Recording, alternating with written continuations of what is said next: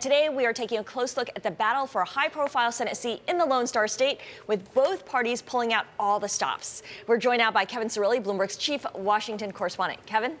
Yes, just under 2 weeks until the midterm elections, and I'm turning my attention to the Lone Star State, where the politics, personality, and the policies really coming to a head here for Senator Ted Cruz, the Republican incumbent. He's up against Congressman Beto O'Rourke, a rising Democratic star. He represents the southern portion of Texas and El Paso, that district, and really this is where the president's rhetoric on immigration really coming to a head. Congressman O'Rourke says that he doesn't like all of the scare tactics, as he's calling them, that President Trump is using with regard to the issue of immigration and that caravan that the president has closely been monitoring. Meanwhile, you've got Senator Ted Cruz, who, as we all know, had a very contentious relationship with candidate Donald Trump during the last presidential cycle. They put their differences aside, so to speak. Everyone from first family members of Ivanka Trump to President Trump himself and the vice president campaigning on his behalf, trying to have this symbolism, so to speak, that they've been able to turn a new leaf.